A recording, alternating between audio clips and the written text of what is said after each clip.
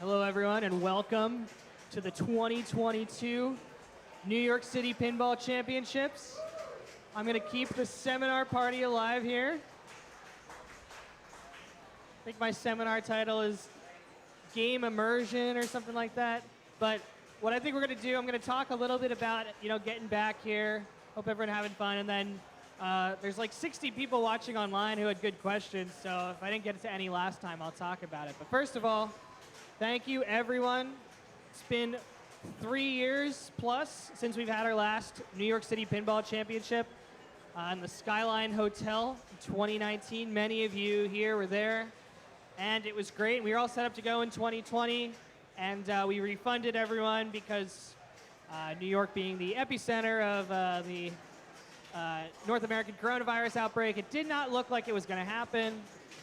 Since then, it's been tough for us to find a new venue, keep this going, but we had a lot of great support this year, so I definitely want to thank Steve Keeler of Rock Fantasy for providing 20 pinball machines for this event. I want to thank Brian Dye, who loaded up the truck, drove it from Morgantown, West Virginia, all just because he wanted to keep competitive pinball alive. They are all games that came from the Replay Foundation. He purchased them specifically to bring them to tournaments. So big shout out to Brian Dye. Also, we had a few other people bring games. Brian O'Neill brought a few. A couple people just brought one game here and there. Big addition to this tournament this year, we've got the Project Pinball booth run by Howard Levine, hosting the youth tournaments, which are new for 2022. And we have Coin Taker here with 9 brand new Stern pinball machines they brought just for this tournament. Been on free play all weekend. I've been fiddling around with the leaderboards. We'll try to do some recognition for people on the leaderboards this weekend of the games that are here: Mandalorian, Jurassic Park, Godzilla, and Rush. And of course, I want to give a great shout out to my team of Levy Naiman, Paul Karras, and Austin Smith for bringing back the New York City Pinball Championships. So, my plan for the seminar is to talk about Stern stuff. And I'm going to bring up the chat here. I'm just going to see what's going on. But I'm going to just talk about immersion and themes and how I approach personally making games. I mean, didn't do a lot of prep for the seminar, mostly for the tournament, but I'm just going to wing it. I'm going to just talk about it. And I think there's a cool story here, because the first game I can talk about is Black Knight Sword of Rage. So I'm going to start it off immediately with a trivia question. Name all 3 years that Black Knight games were released.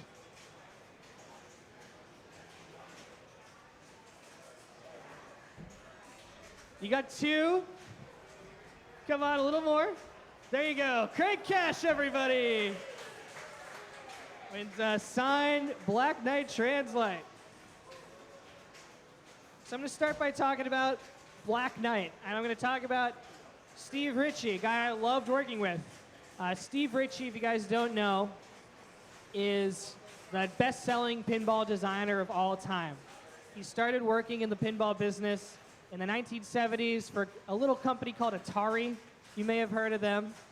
And he worked in their pinball division. They had a very short-lived pinball division. He moved on over to Williams Pinball and did some amazing games, including Black Knight. Black Knight, released in 1980, had speech that was actually recorded and performed by Steve Ritchie in a very compressed 1980s Yamaha chip, I believe, that played it back. And it made him sound like a very intimidating badass, is what he likes to call himself. And it had a 2-level play field, which was innovative. It had flippers on an upper level, a lower level, and it had drop targets all over. It had a feature called MagnaSave that prevented the ball from going to the out lane by actually using a magnet to save it.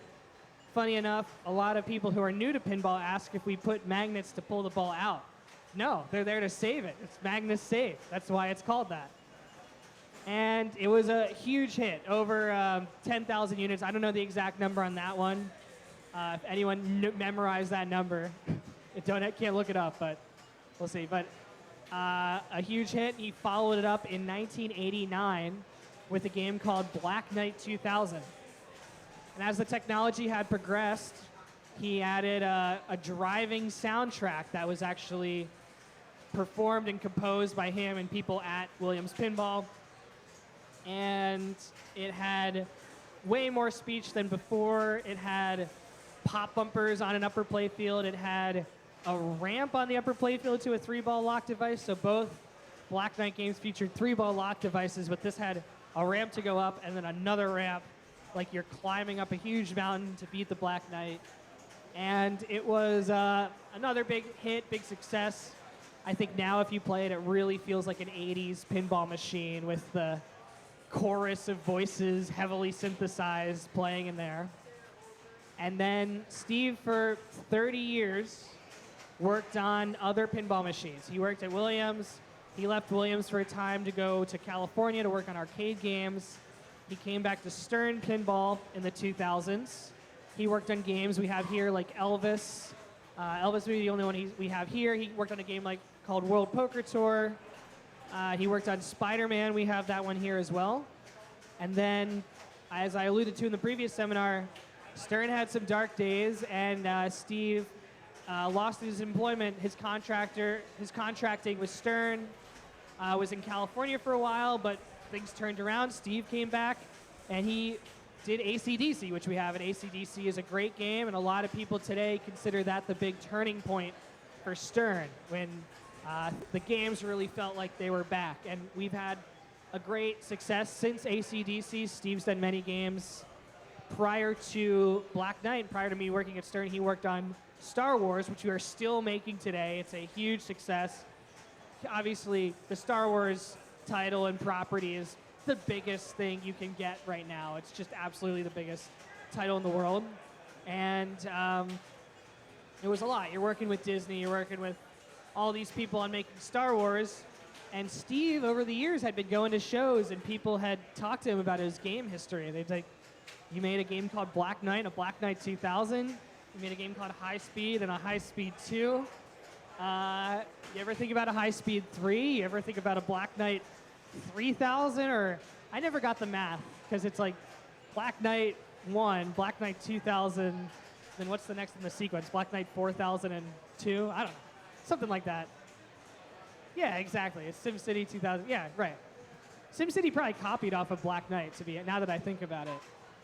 And so Steve, he had heard this for a while, and he's like, I'm going to do it. And he had kind of had the credibility with the company to try an unlicensed title. And it's a licensed title because it's licensed from the game Steve made from Planetary Pinball from Williams. But it's an unlicensed title. Like, it's really Steve's interpretation of the Black Knight folklore, the Black Knight mythology, and what he wanted to do with it.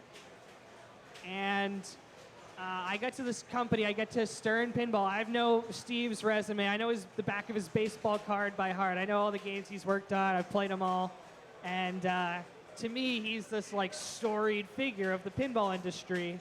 And now I am just assigned to Black Knight as a lead programmer. I've never done it before. And he's like, well, Tim, we'd been going to lunch. Steve loves Thai food, by the way. If you ever meet Steve Ritchie, ask him if he wants Thai food. He'll probably say yes. You'll get a lunch out of him that way. And he was taking me to lunch a couple times. He's like, I want you to work on the game. I've always worked heavily with my team. I'm doing a little gruff voice because Steve's very growly when he speaks. But it's endearing. And I was like, yeah, I'm interested. What do you want to do? And he's like, well, the previous games. I want to build on that. And he was really like, we have an LCD screen. Like, Tim, we can make whatever we want. And people can see it, and they'll know what it looks like. It's like, okay, what do you want to put on there? A dragon. And we're like, oh, boy, that's expensive. That's a lot of work, Steve. He's like, well, what does the dragon do? And Steve's like, well, we can figure it out. Like, let's talk about what we want to do. Like, we definitely want the Black Knight. We definitely want the Black Knight's horse that had been featured on the back glasses of all the games. We brought in some castle elements. But I started working with Steve on the game, and he had a great script of antagonizing speech. He was excited about the speech. He wanted to do some music and stuff. But we needed to fill out the story. We needed to, like, what's the world of Black Knight? We literally had to build it for the LCD era and what we could do. And we brought in a lot of the artists because a lot of times we're working with, you know, clips from a movie or music videos or something. Sometimes we're creating stuff. This time was, we have to make it all from scratch, just everything. And iterating with the art team, they said, you know, we can do like monster. You know, if you're talking about a dragon, we could do monsters, but, you know, if they're not so furry and wing flappy and all that other expensive stuff that Game of Thrones spends $15 million an episode on, we could put it together. We could do something.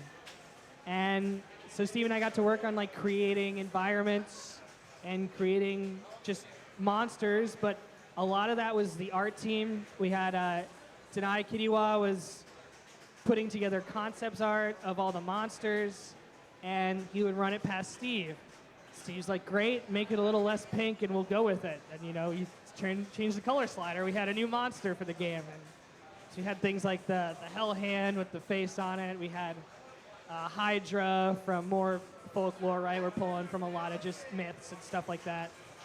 And the game really started to come together with, we're going to have this series of boss battles throughout the game that are kind of sub-minions of the Black Knight. We're going to do it just kind of like an old-fashioned arcade game where you get through the early bosses to get to the final boss, which had to be the Black Knight. Obviously, he's the titular character from the Black Knight franchise. I'll call it a franchise. And we built the game that way. And playfield-wise, we took a lot of the features from the previous game. So that was more of like, well, what can we do that's Black Knight? What does Black Knight have? And I mentioned it. It has an upper playfield, has a 3-ball lock on the upper playfield. It has flippers on the upper playfield, and it has Magna Save. And Magna Save, where you hit it and it's locked on. It's going to hold that ball until it's still deposited very gently into the inlane. And I had taken, you know, some things from the previous game. There was a double Knights challenge. I was like, Steve, what about the triple Knights challenge? Because double Knights, you know, it was just a 2-ball multi-ball. I guess that's why it was double. This time we actually put 3 Knights in armor, but 2 of them were actually Black Knight's skeleton minions. Oh yeah, we created a skeleton army for the Black Knight. I forgot about that. So we had a ton of fun with the game, and Steve really got into the toy. If you haven't seen the Black Knight, I don't have any visuals. You'll have to imagine it in your head if you haven't seen it. There's a hulking giant knight. We think proportionally he's about like 7'8". We had to scale him down, obviously, for the playfield. But he was a large man in black, matte black armor. And his face lights up when he speaks, as all bad guys should. He has a flail on a chain that he rotates to block the shot in the flail lane. And he has a shield which can knock the ball out of the way and raise to go under his shield and light locks and stuff like that. So that was like a new breakthrough feature for Black Knight. It's never really had a toy. It just had drop targets and pinball mechanisms on it. And then, you know, the rest of the game, we had just the Black Knight features. And really, some of the main features of that game, in addition to that playfield mech, are the LCD screen that I talked about, but I also want to talk about the music. And Steve was a guitar player, and he has Meniere's disease, which is a disease where he loses his hearing over time, and it's gotten to the point where you can speak to him if you use a very low voice, but it's difficult for him to hear, and it's very difficult for him to hear tones. He really wanted to compose the soundtrack for Black Knight. We went over to his place, and he was playing guitar. He laid out a rhythm track for us, but eventually Steve's like, I want to get someone else on the outside to do it. And our director of licensing is a guy named Jody Dankberg, and he previously worked in the music industry. And he goes, oh yeah, I know a guy. You ever heard of a band called Anthrax? Yeah, this guy, Scott Ian, you know, he's their guitarist. He could probably do some stuff for you. So Jody called me into his office. He's like, hey, Scott, it's Jody. Hey, you want to do a pinball soundtrack? He's like, well, can I do it like after my tour? We're like, yeah, where are you right now? He's like, yeah, I'm in Arkansas. He's like, okay, well, once you're out of Arkansas, you know, if you want to do some stuff, sure, that's great. And I started sending him the concept art for all the different monsters we created in all the worlds. And he teamed up with his buddy Brendan Small, who you may know from various television shows like Metalocalypse and Home Movies, one of my favorites from watching it on YouTube, basically. I never saw it when it came out. But great show, and he's a great musician as well, and they just started just sending us, like, it took a long time because the game was scheduled to come out in April. He wasn't free till January. And we were like, we gotta go with plan D quick. Like, we don't know what's going on here. And then just on my way to work one day, I just get a message, and I'm like, all right, let me hear it. And it's the theme of the Black Knight recorded by Scott Ian of Anthrax and Brendan Small of Death Clock. And it's awesome. It's like the best possible interpretation, better than I ever could have imagined. So I get to work, and Steve's like fretting about the music, right? Like, it's the last minute, we don't know if we could do it. I'm like, Steve, this is awesome. Listen to it. And he's like, man, this is tough for me. I really can't hear it. But everyone in the office comes over, and this is like, you have to put this in the game. And he can't say, yeah. Obviously, we put it in the game. It's awesome. So he just gave us that title track, and that's when I started sending him the stuff. And it was like every day, every other day, hey, here's a minute and a half thing we whipped together. You know, Brendan programmed the drums, and Pearl Aday, Scott Ian's wife, and she recorded the vocals, and she's also involved in the music industry. They had a lot of fun with it. They said, like, some of the tracks, they're like, this is seriously, like, good stuff. We should have put in, like, an album or something, but we were just having so much fun. And that game, really the momentum of it, from creating the art, creating the music, really, like, at the beginning of the project, we didn't really have a lot, but toward the end of the project, it really had a lot of momentum. We were very excited to be working on the game. We released it in April. We brought it to the Midwest Gaming Show, and people really liked it. They loved, you know, the upper play field, of course, coming back. They loved the visuals. People talked about the visuals, the LCD graphics all the time, and how much they thought it was amazing. And it was really unlike anything we had done at that point at Stern. And so that's kind of how that game came together. I'm going to open the Twitch chat to see if there's any questions. Someone says, new game reveal? No. That's a quick answer.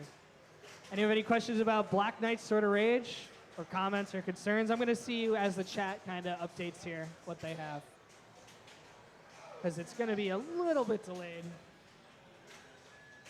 More messages below. That may have been old too. I am connected to the Wi-Fi, so I should see something. But anyhow, as the questions come in, I'm going to talk about, so as that game kind of came together, you know, Steve and I formed a bond. We developed a lot of trust for each other. And we had Led Zeppelin coming up, but he's like, I definitely want to work with Tim again. I'm like, yeah, I'll work with Steve again, right? You know, it was fun. We had fun working on the game, and so, okay, there's a question here. Are there any code updates coming for Sword of Rage?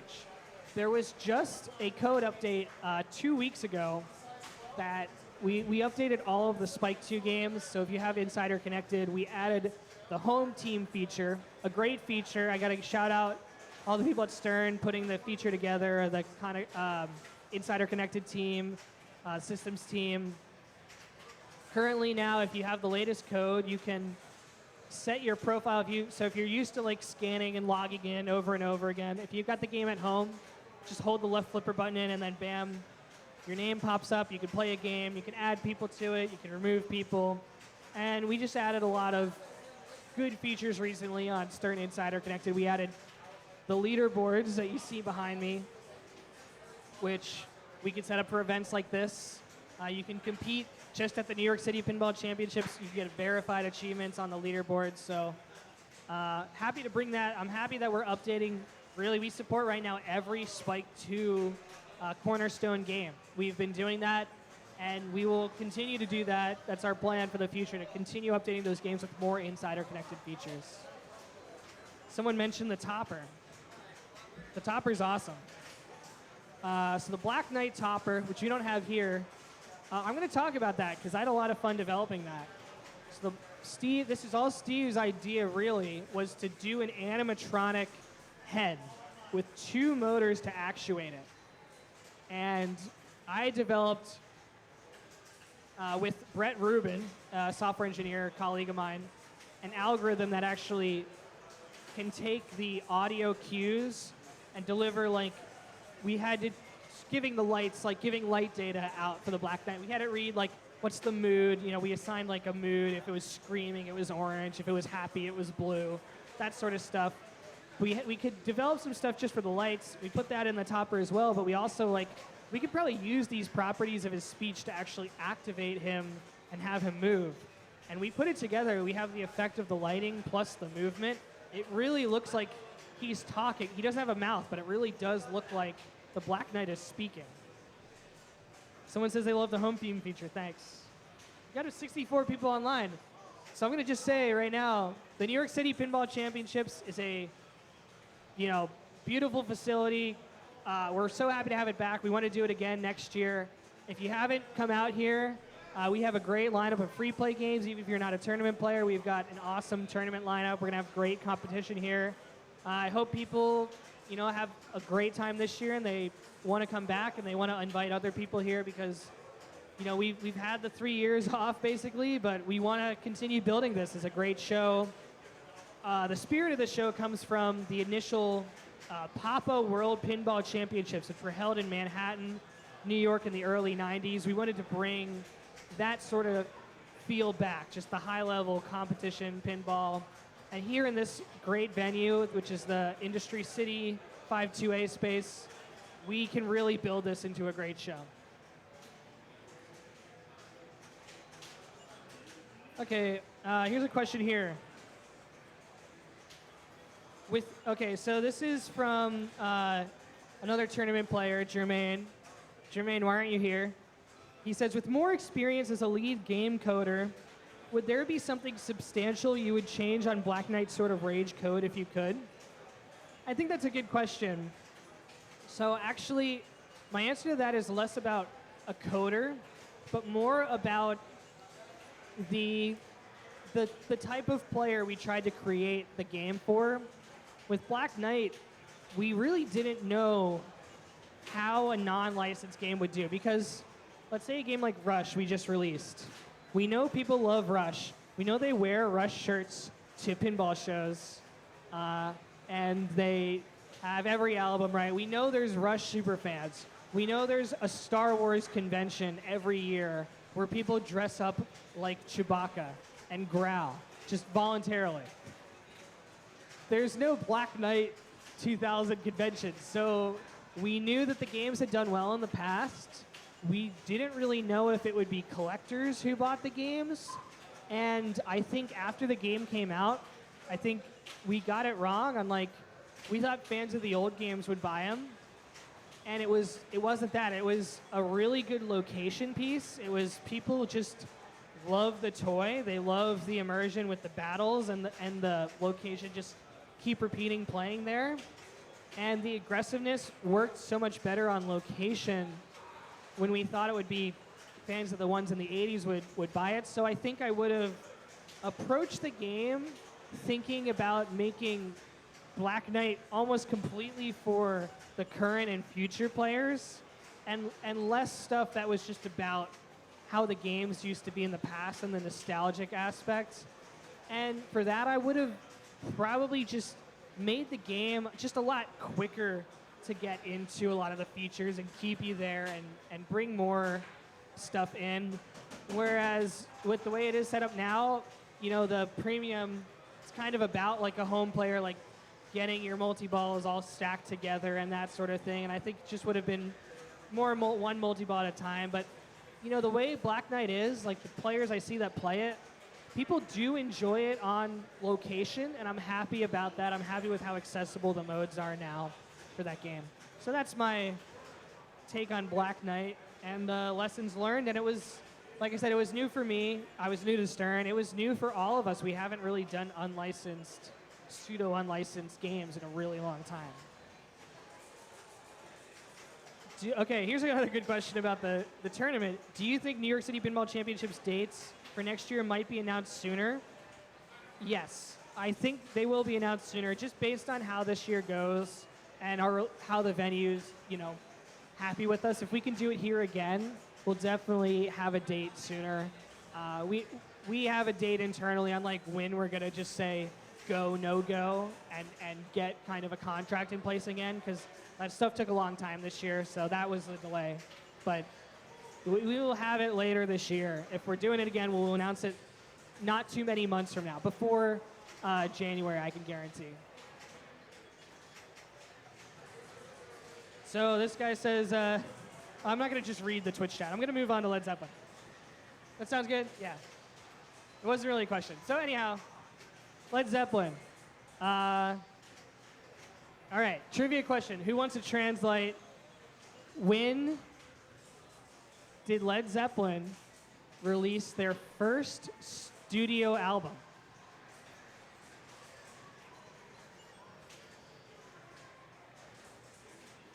Not 64, not 69.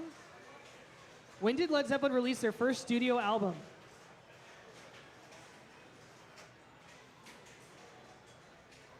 Travis got it. Congratulations to Travis Murray, winning Led Zeppelin Pro Translate. Thank you very much. So Led Zeppelin. Back to a licensed game, right? So Steve has been developing games since the 70s. Steve has seen Led Zeppelin perform live. Led Zeppelin, you hear them all the time. They're on TV, in every commercial, they're everywhere, every sports stadium, right? You can't walk into a department store without hearing Led Zeppelin. However, their career from both a public performance and a album release standpoint was really cut short after the untimely passing of their drummer, John Bonham, in 1980. They wrapped up their tour, they wrapped up everything, and they've existed to this day as Led Zeppelin, but with very minimal shows and public appearances, and they really were not in the 80s and 90s kind of video world, let's license everything. There's bands that are known for doing a lot of licensing and merchandise and stuff like that. Led Zeppelin's not one of them. And Stern, I think because of Stern's great reputation now, had the opportunity to finally do a Led Zeppelin pinball machine. It was a dream of Steve, a dream of a lot of people in the company, and I'm a big fan of the Led Zeppelin catalog of music, and I thought it was great, and we went for it. We had Led Zeppelin, and we got to work after Black Knight, back to a licensed game, and this is all 2019. So following the release of Black Knight in April 2019, we are working on Led Zeppelin, and we get what you get when you work on a game. You get assets, right, of what you can use in the game, because we're going to we have to create the artwork for the pinball machine. It has to be in a format where it's on the cabinet, that sort of thing. We worked with Stefan Jensen on the art package, and he did great concepts that we pitched to Led Zeppelin. They let us go forward with them. We did the full art packages. And also we've got the LCD screen, which is now a big part of our development cycle, especially for me in software. We have to put content on that screen. And I, at Stern, was working with Jody. Jody is our director of licensing, so he interfaces with us a lot.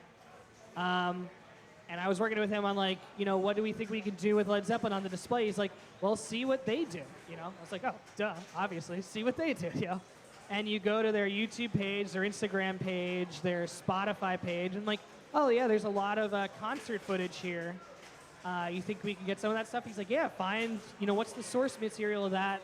And I'll find the person who owns it. And I'm like, okay, here's what I found. And we went out and we got LCD assets from Led Zeppelin. We got videos we could use, and we'd already had the song list, the 10 tracks, and we put together kind of just based on what we had, we put it together like a puzzle.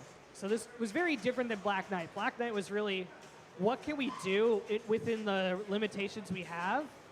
Led Zeppelin was a different thing. It was just, what assets are we given? What assets are we approved to use? and what's the best way to integrate them into a pinball machine. Because at Stern, we're the experts on the pinball machine, and Led Zeppelin's the expert on Led Zeppelin. So it's a marriage of those two groups and what we can do, what we can put together. And we wound up doing, so I had worked with Steve, and I had created what I talked about in the last seminar, the MIDI-driven song mode system. And with that, I wanted to have just a song running all the time. There's no main play in Led Zeppelin. There's just always a concert going. Like, you're in the middle of the set list. As soon as you hit the start button, the concert starts. You start with a song.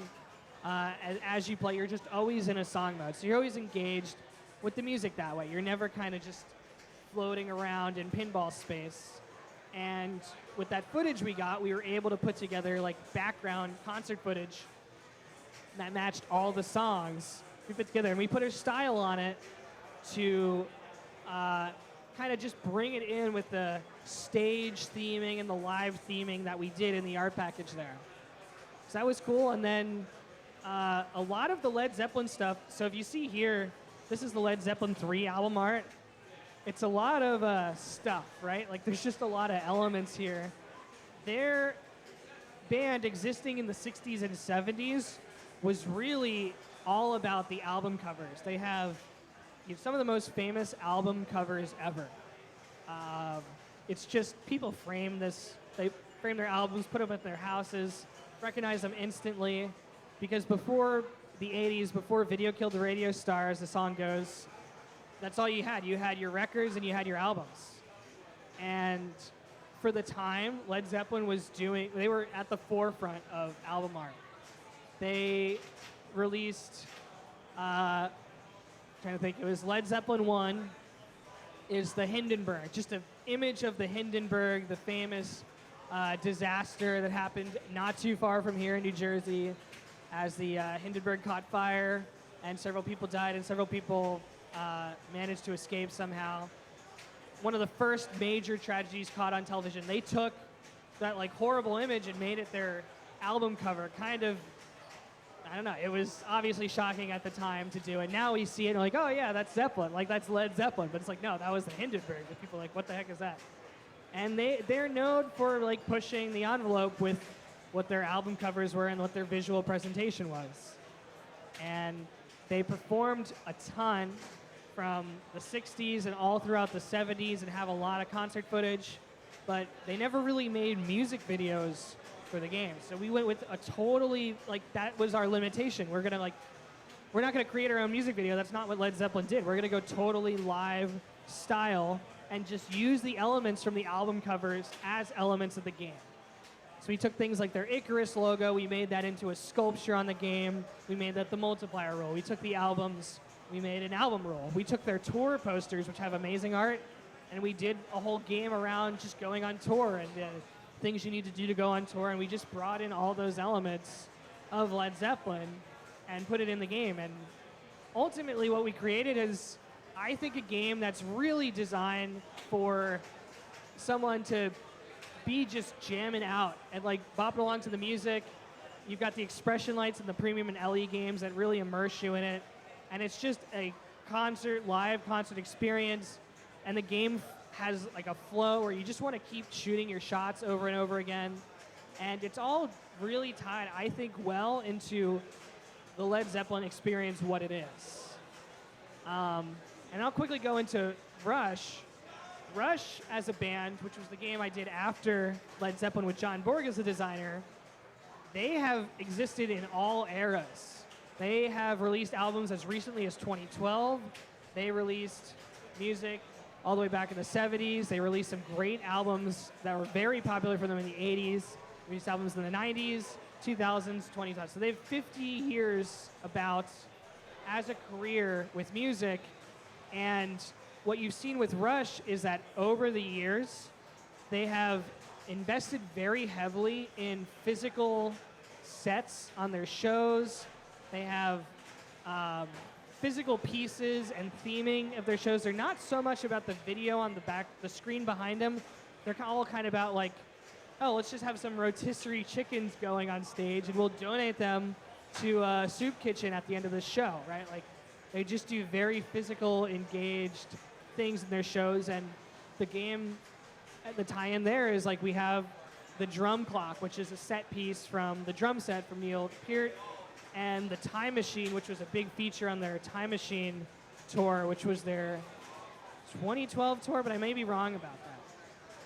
So I think with both of those games, they're both music games, and doing a music game back to back, it can seem the same, but I just tried to focus a lot on the elements of what made those bands, particularly those bands. Obviously, the bands have to approve everything we do. They have to be on board with it, but they really give us a lot of trust in what we're going to do with the pinball stuff.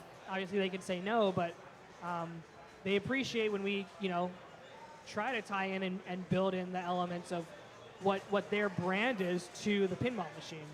And we also appreciate having the power and leverage of their brand because it gets people really engaged. If Led Zeppelin's your favorite band, you're going to go play the Led Zeppelin pinball machine. Rush is your favorite band, you're going to go play the Rush pinball machine. So I'm going to leave it about there for the kind of the summary of how I try to build in the elements, but I think for me the main things are just focus on not how people perceive the title, but like what the brand tries to represent itself as, and then use my pinball knowledge to build those elements into a pinball machine. So does anyone have any questions here in the local audience? Craig.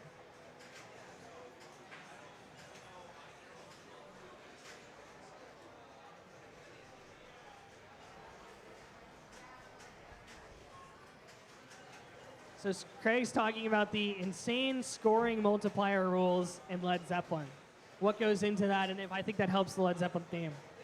So that was all my idea. I will take full credit responsibility for it. That was more of a pinball concept, but it tied in a little bit with Led Zeppelin. So they said, we use the 4 band member symbols. They're really particular about everyone being represented equally. It's an all equal 4-piece band.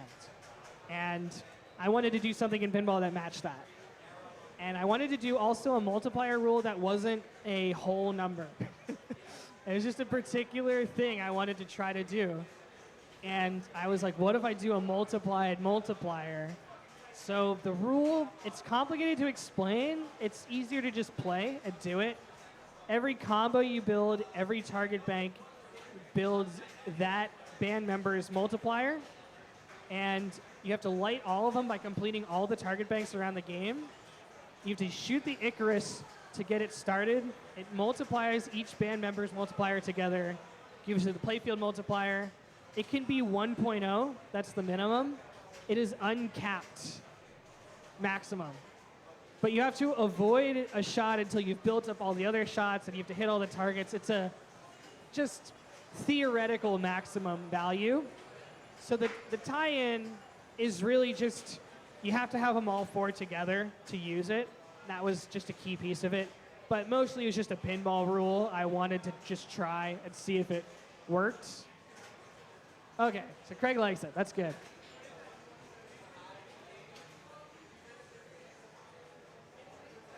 I haven't had the chat up, so I haven't seen any questions that have come in. Anyone else have any questions?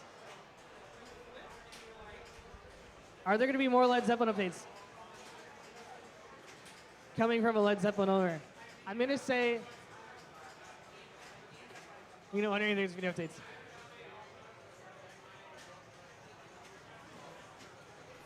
So I did answer this question about Black Knight by saying yes, there will continue to be insider connected updates. With those, there's always the chance that there are gameplay tweaks and stuff.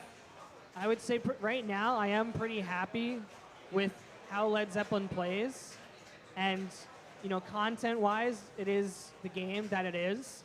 But you never know kind of what's going to happen in the future. Like, if I see something's totally out of... we just released the code last week. We made scoring changes. Song Remains the Same had been overhauled because people didn't really, not many people saw it, but it was way too powerful compared to the other songs. We nerfed it down. We also really did a lot of focus on how the competition mode plays versus just the factory settings there. So there are other ways to play it, I think, right now. But you know, we have kept our eyes out and just done small things here and there on Led Zeppelin.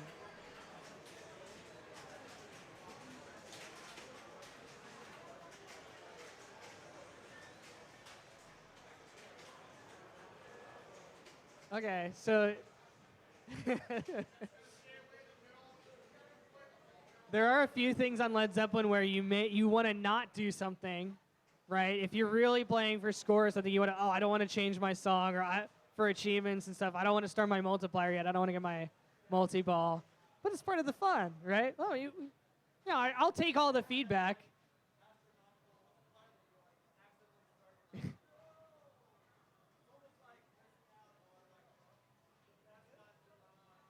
Yeah. That's what keeps you coming back for more. No, I appreciate the feedback for sure on all the games, yeah. All right. DJ likes it. Levy also likes it. What else? Anyone translates? No? Sign translates. DJ want one? Sure. You want a Led Zeppelin? Bro? You want this? Yeah. Cool, you want a rush? You'll take a rush? Thanks. It's signed. All right, thanks everyone. To let you know, our featured seminar podcast is going to start around 7:30. It is the follow-up to the emergency episode from The Worst of All Possible Worlds. What has happened with Deep Root? We will learn very soon. Stick around and also enjoy the New York City Pinball Championships. If you're not here, make sure to come here next year.